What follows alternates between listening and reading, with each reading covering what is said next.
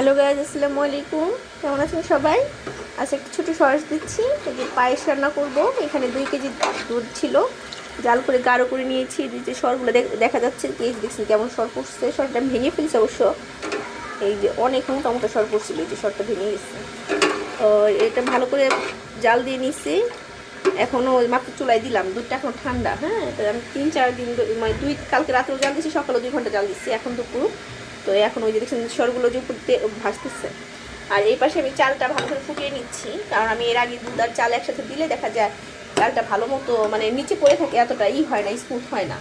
আমি একটু হালকা পানি দিয়ে একটু ফুটিয়ে নিয়ে তারপরে দুধের সাথে দিয়ে দিব। তো এই তো দিয়ে দিচ্ছি, সাথে থাকবেন। পায়েসটা রান্না দেখাবো আজকে। পায়েস রান্না করবো গুড় দিয়ে। তো যে গুড় এখানে একটু আছে, এই আর কি অবস্থা।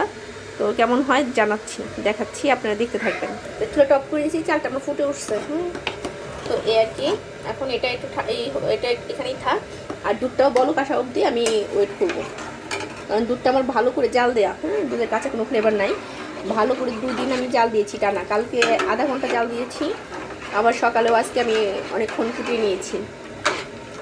তো এটা এখন রান্না করব। এটা ফুটা অবধি ওয়েট করি।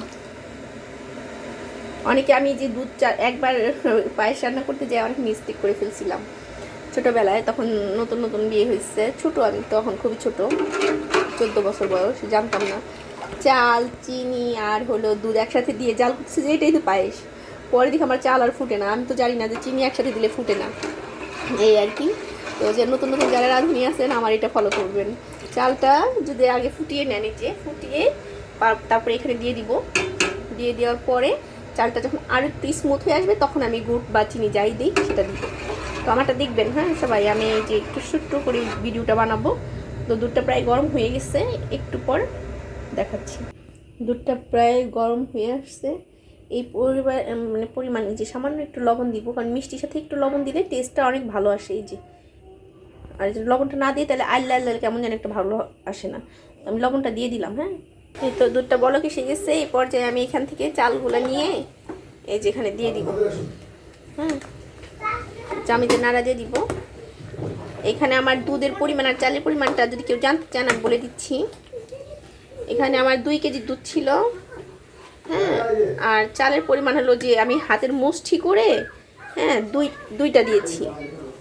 হ্যাঁ, 2টা মুষ্টি করে দিয়েই যে কি করছি। এখন একটু ফুলের ডাবল হয়ে গেছে,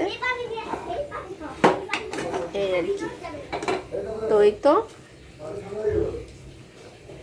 এটা হলো পারফেক্ট রেশিও। এটা হলো আপনার খেতে অনেক টেস্ট হয়। এর থেকে বেশিও দিতে পারে অনেকে, আবার এর থেকে কমও দিতে পারে। তো আমার কাছে মনে হয় যে 1 কেজি চালের জন্য 1 মুষ্টি, মানে 1 কেজি দুধের জন্য 1 মুষ্টি চালটাই এনাফ আমার কাছে মনে হয়। এর থেকে বেশিও দেওয়া যায়, আবার এর থেকে কমও দেওয়া যায়। তো কমটা দিলে আরও বেশি মানে হয়ে যায়, দুধ হয়ে যায়। তো এটাই রেশিওটা পারফেক্ট পায়েসের জন্য। দেখছেন আমার যে কত সুন্দর একটা সুন্দর হয়ে গেছে। এই যে একটু পরে আমি হালকা একটু সামান্য যখন নরম হয়ে আসবে চালটা, আমি যে গুড় দিয়ে দিব। একটু চেয়ে যদি কেউ মনে করে যে না আর একটু নরম করতে হবে, একটু ডাল গুড় দিয়ে ঘুরতে দিতে পারে। এই তো দেখছেন আমার দুধটা কি বলক আসছে। আর এই যে আমি গুড়টা দেখাই, এটা হলো আমার মানে অনেক মানে অরিজিনালি গুড়, পাটালি গুড়। এইটাই দিব আর কি আমি। তো সাথে থাকবেন। আমি একেবারে বের করে নিচ্ছি যে ডিপে রেখে দিই যাতে নষ্ট না হয়। তো এই তো আপনার এইটা টিপস, ডিপে রেখে দিবেন। তো এই গুড়টাই দিব আর কি। এটাই আমার এই যেখানে করা, যে রেখে দিচ্ছি আমি। হ্যাঁ গাইজ, আমার চাল একেবারে স্মুথ হয়ে গেছে, সুন্দর দেখা যাচ্ছে কি এখন।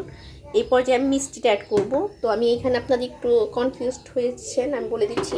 এই উপরেরটা হলো রসের গুড় আর ভিতরেরটা হলো চকলেট গুড়। হ্যাঁ, 2টাই অর্ডারের গুড়। তো আমি এই যেটা পাতলা দেখছেন এটা দিয়ে দিলাম রসের গুড়টা, আর মিষ্টিটা আমি ওইটার থেকে আসবে, এটা আসবে ফ্লেভারটা, সেন্টটা। তো আপনারা যদি চান, হ্যাঁ, এই চিনি দিয়েও করতে পারেন, যে গুড়ি দিতে হবে এমন কোনো কথা না। তো আমি গুড়টা অ্যাড করে দিই। হ্যাঁ, কারণ আমার হাতে এক হাতে ফোন, এক হাতে এই পর্যায়ে আমার পায়েস রান্না শেষ। তো যারা পায়েস এইভাবে রান্না করে খাবেন মজা পাবেন অনেক। ঠিক আছে, তো সবাই ভালো থাকবেন। টাটা, বাই বাই, আল্লাহ হাফেজ।